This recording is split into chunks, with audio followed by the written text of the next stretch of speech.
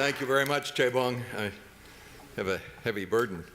It is a pleasure, indeed, to be back at this Asan Plenum, and I thank both Chaebong and my good friend M.J. Chung for inviting me and giving me this opportunity to address our theme. As Chaebong already indicated, my perspective is perhaps unusual to a number of you because I will be defending the administration of President Donald Trump. My operating assumption is that in Donald Trump's opinion, and in my opinion, America's foreign policy is based on protecting and advancing the interests of the American people. This is what I define as an America First foreign policy. And I remind you that, as President Trump has said on a number of occasions, an America First foreign policy does not mean an America Only foreign policy. All of us who know our geography as well as our strategy realize that America has a certain geographic advantage not afforded to any of our allies. Our host country here confronts a hostile, alien regime on its immediate border, a competitive expansionist regime across the sea to the west, and an former occupying power to the east. Japan, in turn, has unresolved rival territorial claims with Russia, a competitive relationship with China, and North Korea, lobbing missiles across its territory. Taiwan, not always mentioned in this context, has a close bilateral relationship with the United States, punches above its weight in international economic matters, but faces certainly formidable challenges across the Taiwan Straits. Our friends in Europe live in the shadow of a resurgent Russia, and our allies in the Middle East, Muslim, Christian, and Jew, confront a complex set of prospective and real adversaries, all in intimate proximity to each other. America, the largest economy and the predominant military power in the world, has the advantage of a basically peaceful neighborhood and the opportunity to pick and choose the places where it might forward deploy its military assets in its own national interest and in the interest of its people. Therefore, I believe that a president who proclaims an America First policy fits our needs and our understanding of both who we are and where we are. This is a definition of Trump revised liberal international order circa 2018, or what I call the new international order. Yes, it's an America First foreign policy, Trump style. So please accept that definition, at least for the remainder of my remarks. My second definition is that the Trump administration seeks to work toward an open and a free society because most Americans seek expanded individual opportunity and freedom under the rule of law. We seek freedom because freedom enables each individual to make choices on her or his own. Trumpism is one of two polar opposite versions of today's American populism. We'll be talking more about that in our panel discussion. It's a populism of the right based on the Tea Party movement, represented politically by Donald Trump. The alternative version of populism in the United States, based on the Occupy movement, represented politically by Bernie Sanders on the left. So it's a very interesting time indeed in American domestic politics as well as the international arena. How did we get here? 1987, more than 30 years ago, Donald Trump wrote his first book, The Art of the Deal. Fast forward, August 2016, he invited me to serve as a senior member of his presidential transition team. 2 months later, I was traveling in Asia and had the dinner to which Chaebong referred with MJ and Chaebong. And that was several months before the presidential election, at a time when the overwhelming political consensus in Washington and indeed around the world was that Hillary Clinton would be the next president of the United States. Well, I accepted candidate Trump's invitation. I was number 13 in the transition team, and I reread my copy of The Art of the Deal carefully. There's much to be learned from reading that volume. I found some relevant arguments regarding what has become President Trump's conduct. First, Trump, the deal maker, said, "If you're going to think anyway, you might as well think big."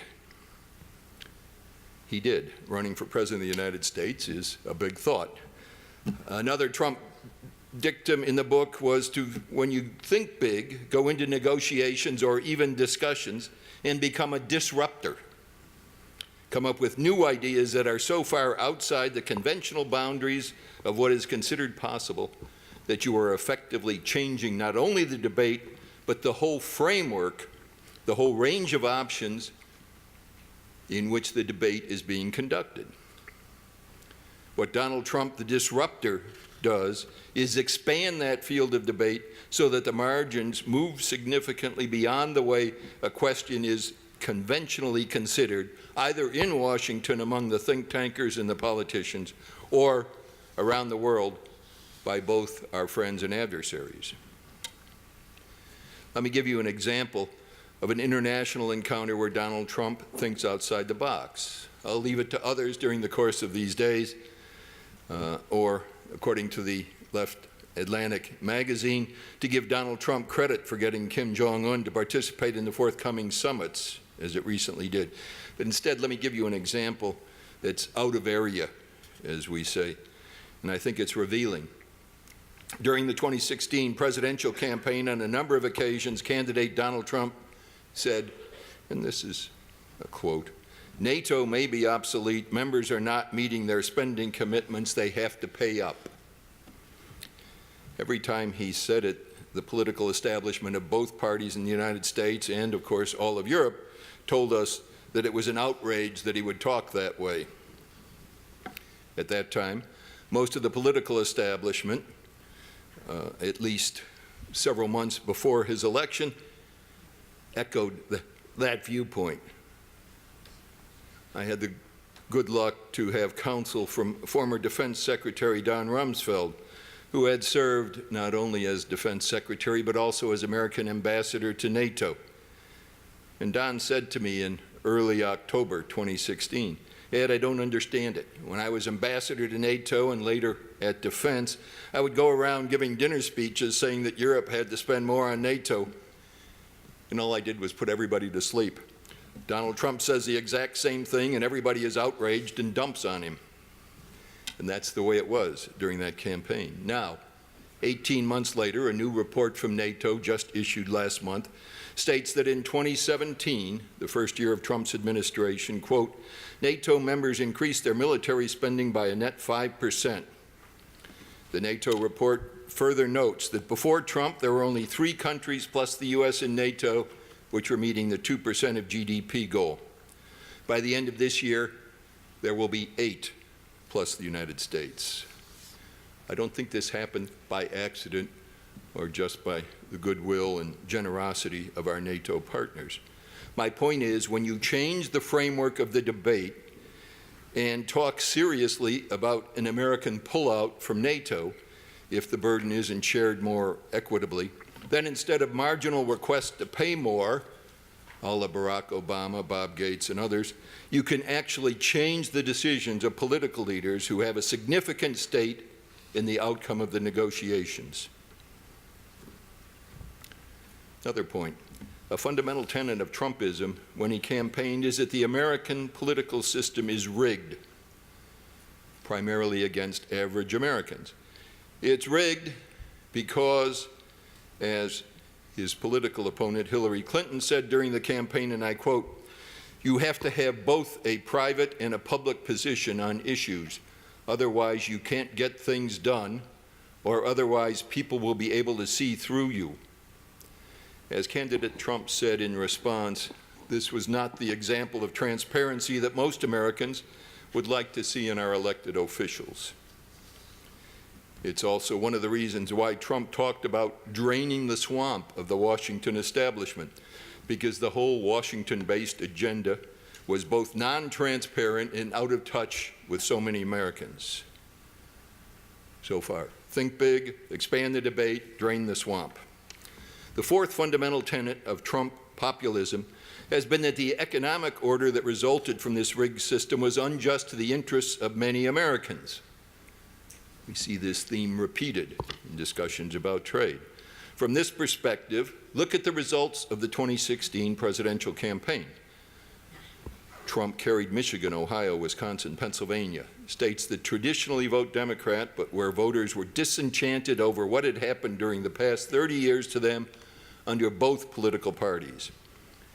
They saw and lived with skilled assembly line workers losing jobs, factories shutting down, heartland America becoming ghost towns, and general economic dislocation. Enter Donald Trump. Trump argues that free trade is good as long as it is fair and reciprocal. He knows that the benefits of free trade are spread among the many, and the negative impact of free trade is very concentrated in specific areas, specific industries, on specific people who are severely hurt. The next, fifth fundamental tenet that defined and still defines him was that the nation was moving in a direction that many citizens neither desired nor endorsed. This included some of the cultural issues that Washington is arguing over at this time. And it includes a top-down, interventionist, ill-defined and ad hoc American foreign policy, which is a major component of the liberal international order. So with these 5 principles as a background, how did that 2016 election happen?